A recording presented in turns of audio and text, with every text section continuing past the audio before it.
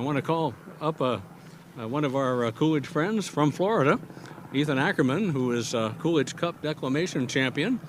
Ethan is a student at the University of Florida. He's a Rosenthal Levy Scholar, and he's going to declaim an excerpt from the very speech that Coolidge gave here at Bok Tower in 1929. Ethan?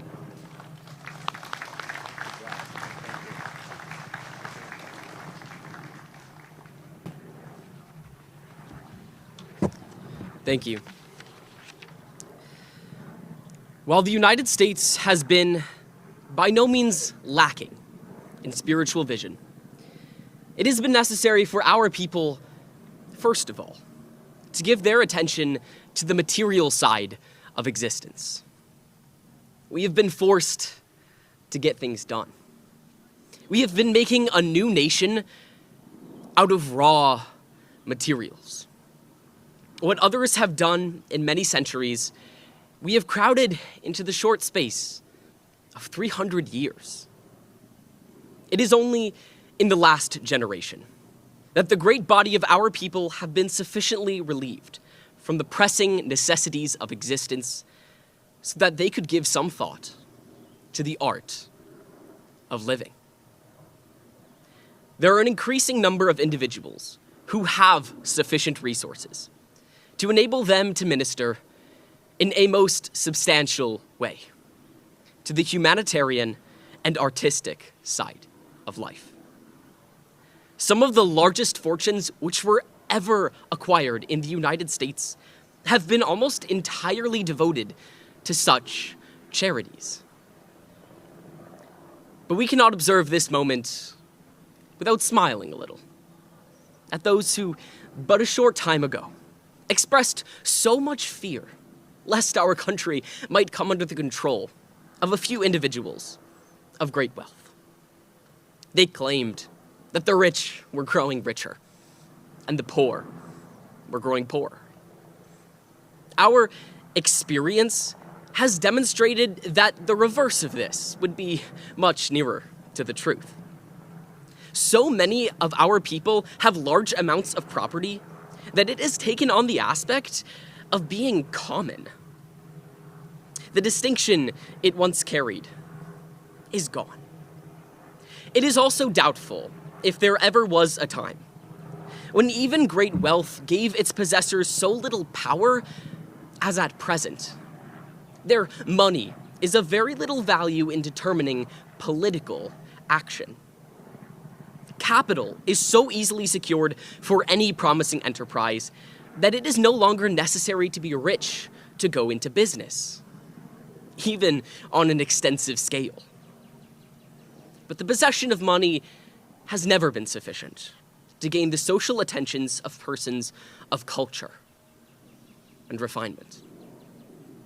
On the other hand, the advantages that are enjoyed by a people of moderate means, including the great mass of wage earners, were never so great as they are at present. I have already referred to the broadening field of education. Another new element is the wide use of the automobile.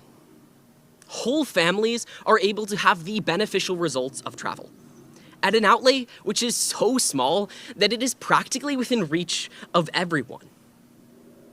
Moreover, within the last few years, the radio has come to afford entertainment and instruction to a great body of our people. Through these instrumentalities, the vision has been extended to embrace the wide circle of our rich scenery. And the hearing has been so amplified so that it may listen to the eloquence and music of many distant places. This wonderful work, with all its loveliness of form, of color, and of sound, is another evidence of the breadth and completeness of the development of the life of our republic.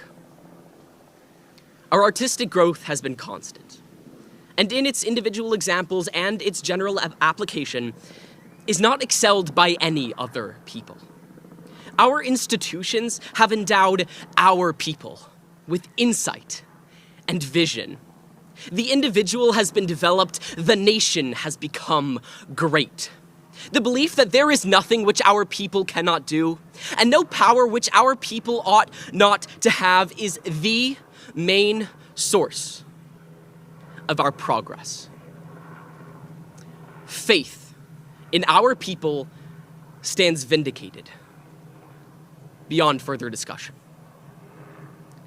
Into their hands, we have entirely entrusted the future destiny of the nation. It is for them that our songs are made, our books are published, our pictures are painted, our public squares are adorned, our park systems are developed, and the art of the stage and the screen is created.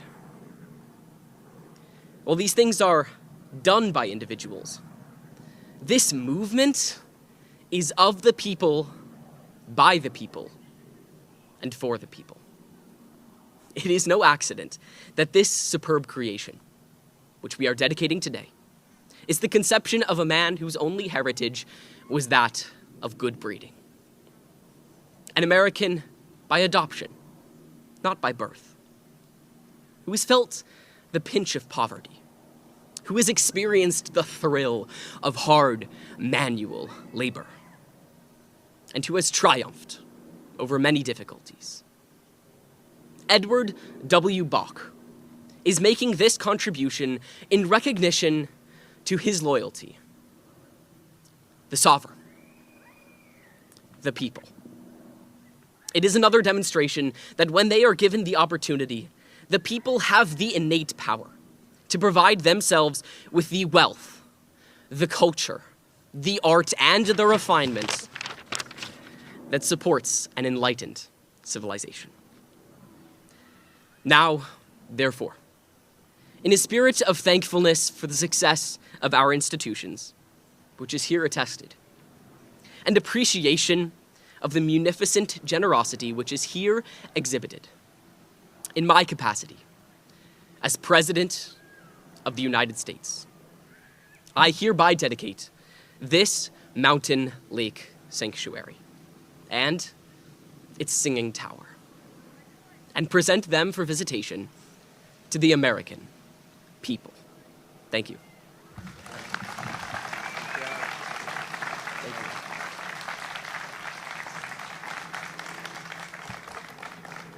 Well, great job, and I know he's a student at our Hamilton School at University of Florida. We wanted to have an emphasis on Western civilization,